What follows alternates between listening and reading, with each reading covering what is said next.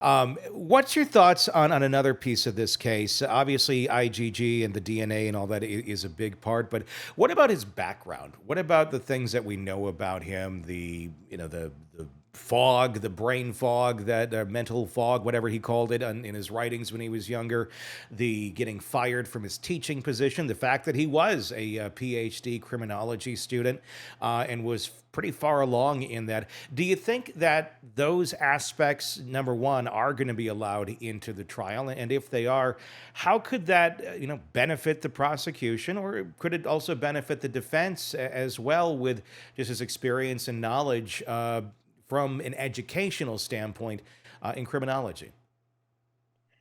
Well, I think when it comes to his background and all the issues that he had as a younger person and that he wrote about, his heroin addiction, beating his heroin addiction, Hmm. his feeling that he just didn't matter, and just it paints such a horrible person, or a person that feels so horrible about themselves. And his, as you called it, I think it's actually called not mental brain fog, but visual snow Visual snow, is, yes, yes. yeah, is what he suffered from. And what's interesting, just as a side note, Luigi Mangione also said he suffered from visual snow. Hmm. And that's basically where you look out at everything, and it looks like our old time television screens, Tony, where you had the antlers, or the Yeah, antenna. yeah, the bunny and ears, yeah. and it would get snowy after midnight because there were no stations on. Hmm. So I think that really could actually play into the hands of the defense. I would really, in this case, be looking for. They can't make a mental. They don't have reason of insanity, but certainly when it comes to his sentencing, they can use that to mitigate if indeed he's found guilty. And I would be all over that. So I think down the road, all of that could be important. Will it be allowed in by either party for the trial? I don't think so. I Maybe they'll be able to sneak it in, Hmm. but I don't. I think the prosecution will really just try to focus in on the facts, and I don't think, when I say the facts, the vehicle that was used, the cellular data, the DNA evidence. I think they'll focus in on that and make their case this way. Hmm. I don't think they're going to want to get into the mental hot mess Yeah. that Bryan Kohberger, it would seem, was. Less is more in a lot of times Hmm. because you get your point across. It's pretty solid. Don't add anything else in that could cause confusion to this case.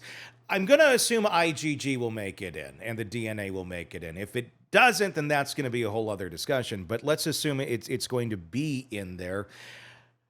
I mean, they're kind of betting right now or hoping that some of these things are removed to make their case a little bit easier to defend, other than just, hey, he likes to go look at stars, which seems to be where it's still at. That being said, do you think, and we're ways out from this trial starting, but I'm going to start to ask the question, if that's all they got, do you put him on the stand to try and get some sort of sympathy or empathy out of the jurors, that this is just a guy who has really really horrible luck and he was just looking at stars and damn, this looks horrible, but he's not your guy? This is my prediction, Tony. I think that the cellular evidence they are going to get from his phone and from his computers, related to everything from Google searches to trial runs to impacting all the different places he went to. Mhm. People call it stalking, but it's really not stalking. I've called it surveilling his targets. I think that is just going to really bury him. And I think that this stargazing, moon watching defense is going to go right down, not in a way they had hoped. So I don't think it's a good alibi. I've always said that. But, he made a critical error in taking his cell phone and then turning it off. It Yeah. would have been much wiser to just leave it at the house. And this is part of the reason that a lot of apologists for Bryan Kohberger says it couldn't have been him. They say, "Oh no, he's a student, a criminology PhD student. How in the world could he make all these mistakes?" Well, he made the car wasn't a mistake at all. Hmm. What are you going to do? Steal one? You going to rent one? Yeah. You're going to borrow one?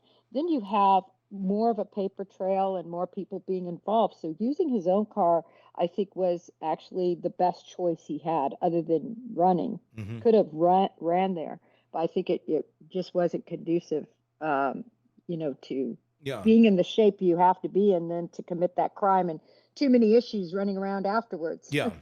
in your, even if you discard your black outfit. So, nevertheless, I don't think this is going to work. I think the defense was in a corner because they realized the digital evidence is so strong that he was out. They had to come up with an excuse as to why he was there. So it's a usual excuse, Tony. Hmm. Whenever you have great information like that that puts them at a crime scene, they have to say, okay, or near a crime scene, they have to say why.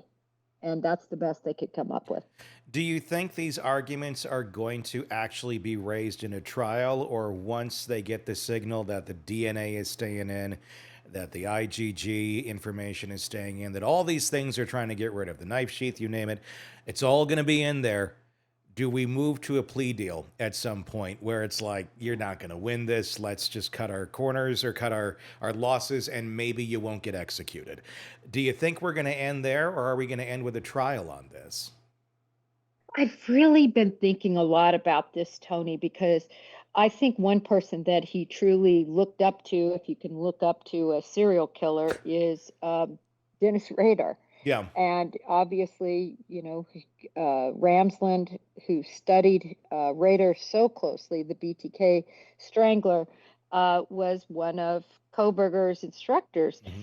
And if he did look up to him, and I say this because their patterning is so similar, they both conducted surveillance of their targets. They both were very fastidious in choosing their targets and how they were going to conduct their crimes. I've always said, but for that sheath, law enforcement could still be looking Yeah. for who committed this crime. Really, that was the big error that was made that cracked this case open. Um, so if you look at what Dennis Rader did, he very suddenly, without really any reason, just pled Yeah. all of a sudden. So I'm guilty, and it was and the reason was, I truly believe, is he enjoyed talking about what he did, how he did it. He loved to have that audience, Yeah. of course, because once you plead, we have all these investigators and profilers. Everybody wants to understand how anybody could do the horrific crimes he did. Hmm. And he had this audience for so long, Yeah. still has the audience, right? Yeah. So will Bryan Kohberger be like that, where he wants to plea and he wants to talk about it and he can't wait? Or will he be more like a Ted Bundy, where Ted Bundy fought it tooth and nail, and then wanted to tell everybody about it, Hmm. and dangle the carrots of, well, if you keep me around another year, I'll give you another victim location. Well, in both cases, law enforcement gets fed up with all of it and stops going to see them. And obviously Bundy was put to death, but not Dennis Rader. Hmm. He was not put to death, Yeah. and so I wonder if Kohberger will follow in those footsteps, because I think he might have admired how he committed the crimes, and I say that because that's how Kohberger, committed his crime. I get it on his admiration from, if you're want to be a serial killer and you're looking up to people who got away with it for a while, sure. But he doesn't possess the personality of Dennis Rader. He doesn't possess the personality of a Ted Bundy, at least as far as we've seen. And from the interactions we've seen and heard about when he was teaching, he was a very standoffish person. Didn't really, I don't think he really even wanted to necessarily be heard or seen. He seemed kind of like a very reclusive individual. And the other guys, not so much. I mean, once Dennis got his attention, he wanted his attention. There wasn't a lot of game playing here with Kohberger. So that does make me wonder, personality is one thing, but then looking up to somebody is another. Where will he fall in all of that once this, gets towards a conclusion? Well, one of the things that I watched several times, and you may have watched it also, was the car stop. He was pulled over Hmm. for an illegal turn. Basically, he got into the middle of the intersection, so Yeah. when the light turned, then he could turn on red, right? A lot of Hmm. people do that. Yep. And what I found interesting was the interaction with the female police officer, Hmm. all the excuses. I mean, even saying that where he's from, they don't have rules like that, and they don't have, just really making up Yeah. a line of complete baloney trying to get himself out of this. And this was for a traffic ticket. It Hmm. was probably all of, $15 or $25. Yeah. And the lengths he went to, his arrogance, I guess. Hmm. And I know we're talking about a traffic ticket, I understand, but you can learn a lot from somebody how they act when they get their hand caught with the cookie. Hmm. How are they going to act with the bigger cookie? Yeah. And so I always thought he would fight this to the end. So I guess if I had to make a prediction, I think he'll fight to the bitter end. It'll be fascinating.